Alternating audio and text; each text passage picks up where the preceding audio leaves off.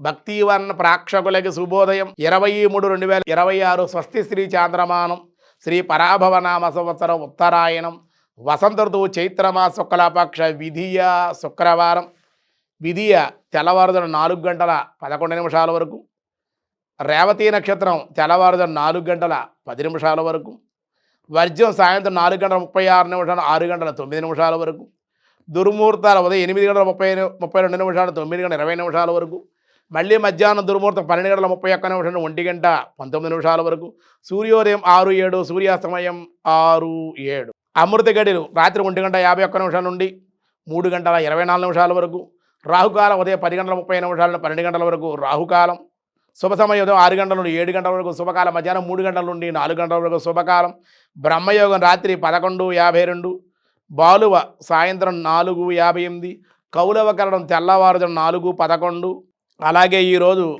కుజుడు రాత్రి 9:21 వక్రత్యాగం చేస్తూ ఉన్నాడు. బుధ వక్రత్యాగం కూడా జరుగుతోంది ఈరోజు. అలాగే వసంత నవరాత్రులు నిన్న నుంచి ప్రారంభం, ఈరోజు రెండవ రోజు అన్నమాట అండి. దినారంభ చక్రంలో ఈరోజు ముందుగా మేషరాశి వారికి జీవితంలో ఈరోజు కొత్త మార్పులు చవి చూసే అవకాశం, కుటుంబ ఆనందం. వృషభ రాశి వారికి ఈరోజు ఉద్యోగంలో అభివృద్ధి, విశేష ధనవృద్ధి, కానీ శారీరకంగా అనారోగ్య సమస్యలతో బాధపడే అవకాశం ఉంది. మిథున రాశి వారికి ధనయోగం, సంఘంలో గౌరవము, కానీ శారీరక శ్రమ ఎక్కువగా ఉండే అవకాశం ఉంది. కర్కాటక రాశి ఇతరుల విషయాల్లో వెళ్లకుండా ఉంటే మంచిది, అన్ని విధాలుగా అనుకూలంగా ఉంటుంది, కార్యజయము. సింహరాశి వారి వ్యవసాయ మూలిక ధనలాభం, వృత్తి వ్యాపారాల్లో అభివృద్ధి ఉంది. కన్యారాశి వారి శ్రమ అనంతర లాభాలు, విద్య ఆటంకాలు, వాహన యోగం కూడా ఉంది. తులారాశి వారికి స్వల్ప ధనలాభం, వ్యాపారంలో మార్పులు, నిరుద్యోగులకు శుభవార్తలు వినే అవకాశం.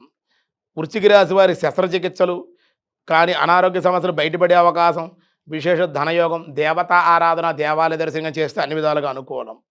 ధనస్సు రాశి వారి ధనాదాయం బాగుంటుంది, బంధుమిత్రుల కలయిక, నూతన కార్యాలకే శ్రీకారం చుట్టే అవకాశం ఉంది.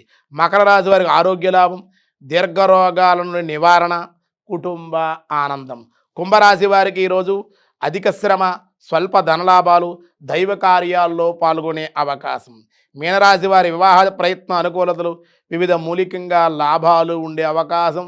విధియ శుక్రవారం కావడం అన్ని విధాలుగా ఈరోజు అనుకూలం.